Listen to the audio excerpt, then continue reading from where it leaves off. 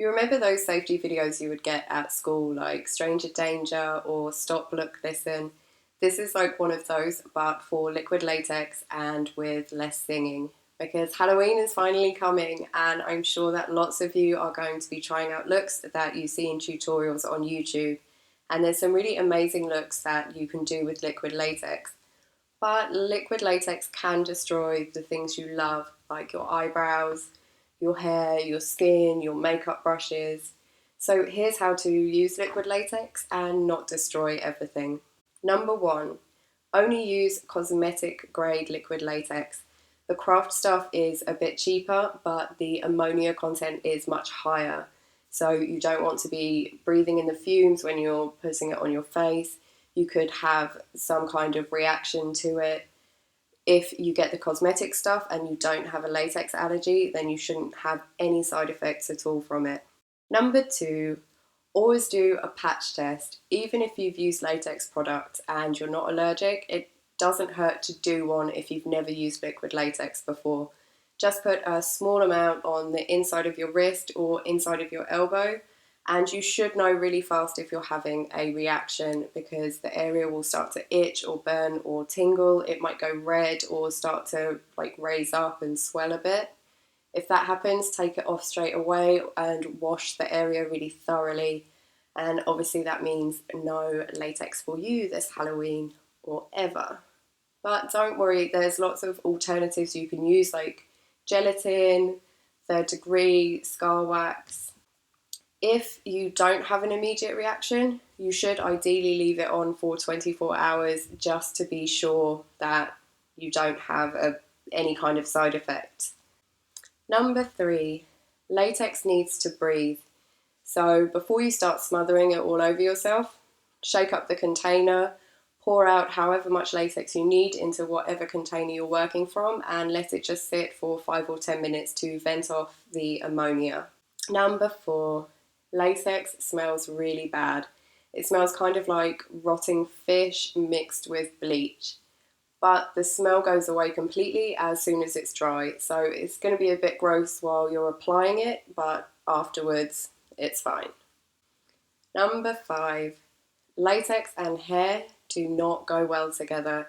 If you get latex on your eyebrows, when you take the latex off, it's going to rip your eyebrows out with it. So you need to block them out with a glue stick, with eyebrow putty wax or masking tape. Everyone's covered in a fine layer of baby hair, which you can't really see, but you will find out when you take your latex off and it rips them all out. It's like getting a wax, and you will be really silky smooth afterwards.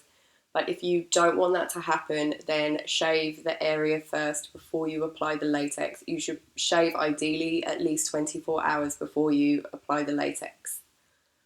I normally wear a big Alice band as well to pull all of my hair, especially the small pieces, out of the way of my face if I'm going to be working near my hairline, so I don't end up getting it tangled in there, because it really pinches when it gets ripped out. I don't know how to block out beards. If anybody does know that, then please let me know in the comments.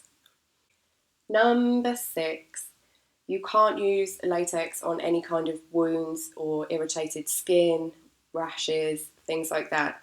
You only want to put latex on healthy, normal skin. If you have an open wound, obviously you don't want to get latex into it. If you have a scab, when you pull the latex off, the scab's going to be ripped off as well, leaving you with an open wound that's probably going to scar. And if you have dry skin or some kind of rash, putting latex on it is just going to irritate it. So only use it on normal, healthy skin. Number seven, use disposable containers.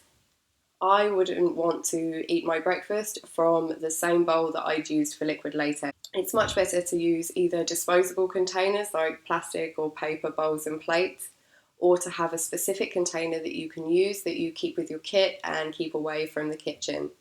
Number eight, liquid latex will destroy your brushes. I'm sure that many makeup brushes have been sacrificed to liquid latex, so don't let it happen to yours. Think of anything that touches liquid latex as destroyed. If you get it in your brushes, it will like gunk them up, it will go solid and you can't use them anymore. It's better to use like cheap paintbrushes you can get from a craft shop, or I like to use the makeup wedge things that you just buy like a big bag of them for cheap. Number 9, protect everything. Like with brushes, if the latex gets on your furniture, your carpet, your clothes, they're ruined. So don't be wearing your nice clothes or your costume that you're going out in before you've done your latex. If you have like a wood desk or something, you might be okay because latex will peel off like PVA glue would once it's dry. But I mean, it might affect the wood, the colour, the finish, something. I usually just put down a bin bag and put all of my gear on top of it, and then if I knock anything over or put something down that's got latex on it, it's not a big deal. I'm just getting it on a bin bag that I can throw away. Number 10, latex dries sticky, kind of like a post-it note. So before you start trying to get in there painting it or putting makeup on it, take a big fluffy brush, make sure the latex is completely dry and powder it with talcum powder, face powder, translucent powder, basically, to take away the stickiness and shininess. Number 11, heat can damage latex. So some people like to use a hairdryer to try and speed up the drying process. But if the heat from the hairdryer is too high, then your latex could crack and you would have to do a repair job or start over. So it's not really saving you time. It's much better to just be patient. If you are going to use a hairdryer, make sure you use a cool or a low warm setting. Number 12, use thin layers. This is going to help with the drying because thin layers will dry faster than one thick layer. It means that latex is less likely to be dripping everywhere if you're applying it thinly.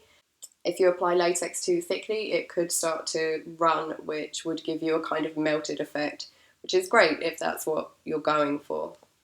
Number 13, ventilation. I think that if you're working with something that smelled like dead fish mixed with bleach, you would do it in a ventilated area. I understand in some places it's cold and you might not want to open all your windows and freeze when you could just sit in a bad smell for a bit, but you really need to do this in a ventilated area. So stick on an old jumper that you don't mind ruining with latex strips and open up your windows and get some good ventilation going on. Number 14, be careful around delicate areas.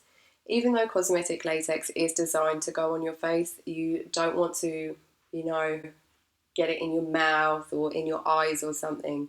So be really careful when you're working with it. Try and avoid going too close to your eye area. The skin, like under your eye and on your eyelid, is really, really delicate. So just be aware of what you're doing. And that's it, guys. That's all my safety tips for working with liquid latex. If you think I've missed something, please let me know in the comments. If anything's not clear or you have any questions, let me know in the comments and I will do my best to reply to you. But yeah, have fun. Liquid latex is such a fun thing to work with and you can really create some amazing looks with it. I can't wait to see what everyone comes up with for Halloween.